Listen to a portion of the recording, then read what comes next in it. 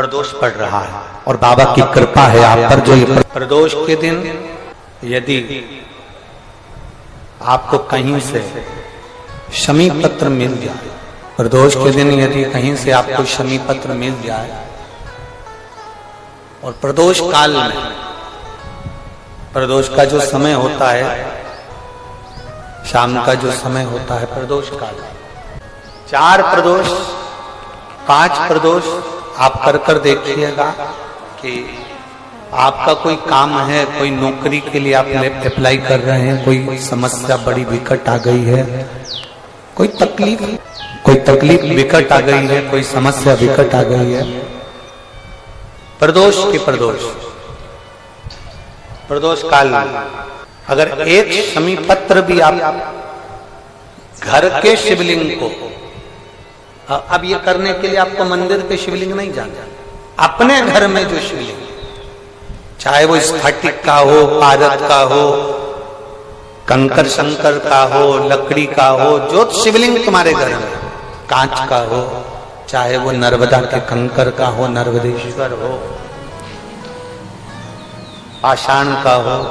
जो शिवलिंग, चांदी का हो, सोने का हो, तांबे का हो, पीतल का हो, जो शिवलिंग तुम्हारे, एक शमी पत्र यदि आप भगवान शंकर के शिवलिंग पर समर्पित कर रहे हो और उस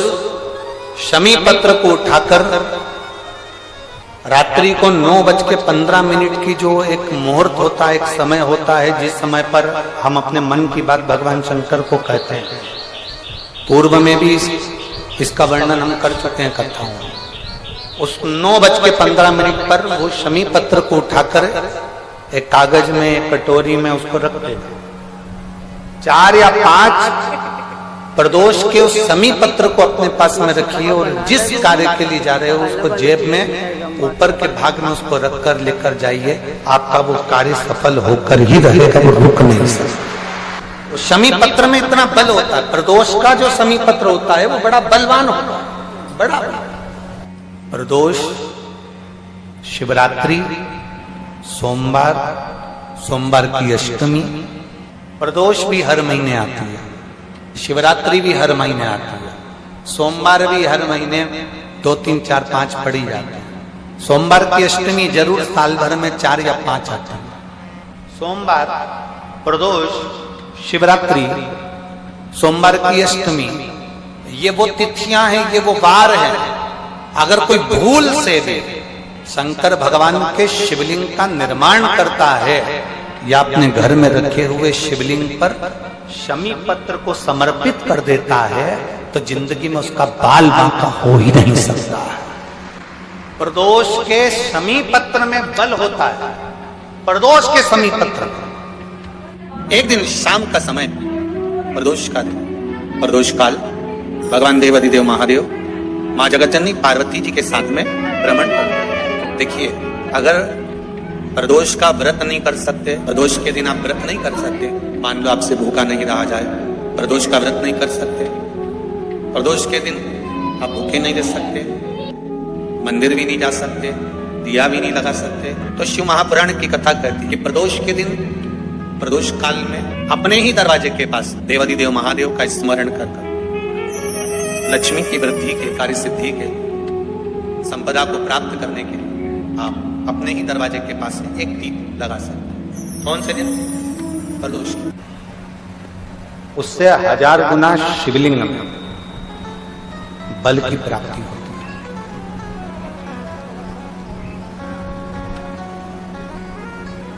प्रदोष के दिन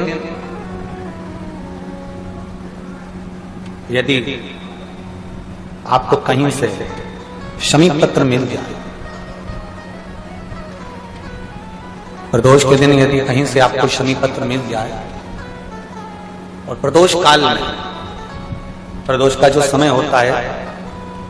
शाम का जो समय होता है प्रदोष काल, 4 प्रदोष 5 प्रदोष आप कर देखिएगा कि आपका कोई काम है, कोई नौकरी के लिए आप अप्लाई कर रहे हैं, कोई समस्या बड़ी विकट आ गई है, कोई तकलीफ, बड़ा गला पकड़ रहा है बेटा, कोई तकलीफ विकट आ गई है, कोई समस्या विकट आ गई है, प्रदोष के प्रदोष काल अगर एक शमी पत्र भी आप घर के शिवलिंग को, अब ये करने के लिए आपको मंदिर के शिवलिंग नहीं जाना, अपने घर में जो शिवलिंग, चाहे वो स्फटिक का हो, पारद का हो, कंकर शंकर का हो, लकड़ी का हो, जो शिवलिंग तुम्हारे घर में, कांच का हो, चाहे वो नर्मदा के कंकर का हो, नर्मदेश्वर हो, पाषाण का हो,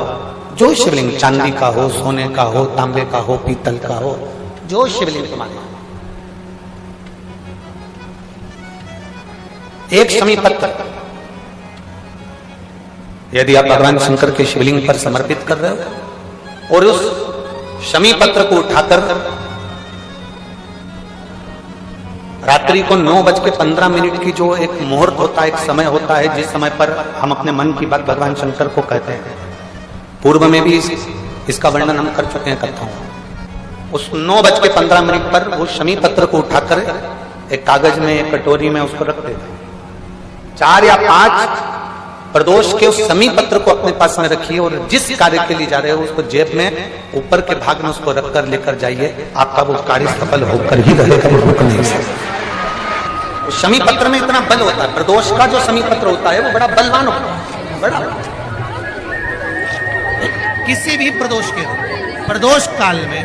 एक बार लगा दे, उसके बाद में अपनी कामना कर बेलपत्री, एक छोटा सा उपाय अवश्य। अगर बच्चे कोई एग्जाम में बैठ रहे हैं या कंपटीशन एग्जाम है या नौकरी के लिए अप्लाई कर रहे हो, मान लो 4-6 महीने से बैठे हो, 8 महीने से बैठे हो, सर्विस नहीं है, नौकरी नहीं है, तो एक छोटा सा उपाय अवश्य। महाराज बेलपत्री के पेड़ के नीचे विराजमान होकर, बेलपत्री के पेड़ के नीचे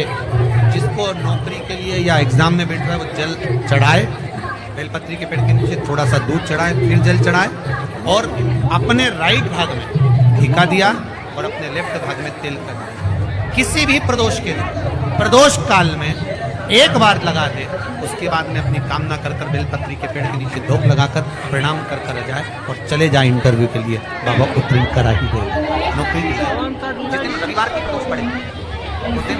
एक लाल वस्त्र में पीली सरसों रखकर और उसके अंतर्गत कुछ ये या तो बम्बू का कांटा ना मिले तो गुलाब का कांटा ही, और मान लो कोई काम ऐसा है कि उसमें पैसा तुम्हारा आ ही नहीं, बहुत कांटे पर काटा जा रहा है, नुकसान बहुत हो रहा है, तो कोई काम हो ही नहीं रहा, तो महाराज जिस दिन रविवार की प्रदोष पड़े उस दिन एक लाल वस्त्र में पीली सरसों रखकर और उसके अंतर्गत कुछ भी एक या तो बम्बू का कांटा ना मिले तो गुलाब का कांटा ही, और उसको शिव मंदिर का स्मरण कराकर शंकर भगवान का नाम लेकर रू भैरव, कौन सा भैरव, उसकी कथा भी आने वाली है। दारुक नाम के राक्षस का संहार करने के लिए जब माता अवतार लेगी तब शंकर भगवान बच्चे का रूप रखकर तो शिव जी का नाम होकर रू भैरव। ये भैरव कहाँ पर रहता है? तो कहिए शमशान में। ये भैरव शंकर का जो एक अवतार है गुरु भैरव, ये भैरव अवतार शमशान में रहता है। तो इस भैरव का काम क्या है? तो का शमशान की जो अग्नि होती है भले के लिए लकड़ी रहे, भले उसमें कोई पदार्थ डाले ना डाले, थोड़ी देर में वो अग्नि रू आवाज, हल्की सी शमशान की जो अग्नि जलती है उसमें आवाज आती है। आप जैसे कोई अग्नि जलाएंगे ना आवाज नहीं है, ध्यान देना। शमशान में अगर कोई गए होंगे मुर्दा जलाने के लिए, तो अगर वो एकांत में बैठे तो उसमें से आवाज आती है रू। तो शिव पुराण कह रही है कि उस सरसों को, कांटे को रू भैरव का नाम लेकर, जिस व्यापार जो नहीं चल रहा है, दुकान जो नहीं चल रही है, उस दुकान के सामने, उस व्यापार के सम्मुख में उसको जला दिया जाए। ये करा जाता है रवि प्रदोष में। कौन से प्रदोष? जो सुख का भान करा, व्यापार की उन्नति के लिए, समृद्धि के लिए, लक्ष्मी के लिए इसका प्रयोग किया। तो यहाँ पर दारुक नाम का जो असुर है, दारुक नाम का जो राक्षस है, उसका एक ही कहना है कि मैं मरू मना नहीं है। नंदी का एक पांव ऊपर होता है, आप लोग दर्शन करें होंगे शंकर जी के मंदिर में नंदी के, तो नंदी का एक पांव ऊपर, एक पांव नीचे होता है। हड्डी से जुड़ा हुआ रोग, नेत्रों से जुड़ा हुआ, मस्तिष्क से जुड़ा हुआ कोई रोग रहता है तो एक नीले कलर का फूल आता है, उस फूल में हल्दी डालकर गुरुवार का प्रदोष पड़ने पर जो नंदी के पांव के पास समर्पित कर देता है महाराज, उसका रोग धीरे धीरे समाप्त होने लगता है। लिंग पुराण कहती है कि नंदीश्वर भगवान के सामने जो पुष्प समर्पित करा जाता है उसको, ये तो लिखा था स्कंद पुराण और शिव पुराण। लिंग पुराण कहती है जो फूल आपने समर्पित करा उसको लाकर पानी की बाल्टी में डालकर आप स्नान भी कर सकते हैं, उससे भी हड्डी के कितने रोग होते हैं उसमें आराम करते हैं। जैसे कहीं शरीर नहीं चल रहा, हाथ चुन पड़ रहा है, हाथ काम नहीं कर रहा, हाथ में झुंझुनी आ रही है, कंपन आ रहा है, जैसे मान लो कोई, चाहे वो शनिचरी प्रदोष हो, चाहे रविवार की हो, सोमवार की हो, मंगल की हो, बुधवार की हो, गुरुवार की हो, शुक्रवार की हो, शनिवार की हो, कोई भी वार की हो, पर वैशाख महीने की प्रदोष काल में शाम का समय सूर्य डूब रहा हो, बस डूबा ही हो, और उस समय पर सूर्य के डूबन के तुरंत बाद बाबा को धतूरे के साथ में बेलपत्री ना चढ़ाते हुए बेलपत्री के वृक्ष के 7 कांटे बाबा के शिवलिंग पर समर्पित करे जाते हैं महाराज, अपनी जिंदगी में अड़चनों को हटाने के लिए। फिर आप जिस व्यापार में उतरे, जिस व्यवसाय में उतरे, जिस नौकरी में उतरे, आप दिल से करें, आपको तरक्की मिलेगी, आप हार नहीं सकते।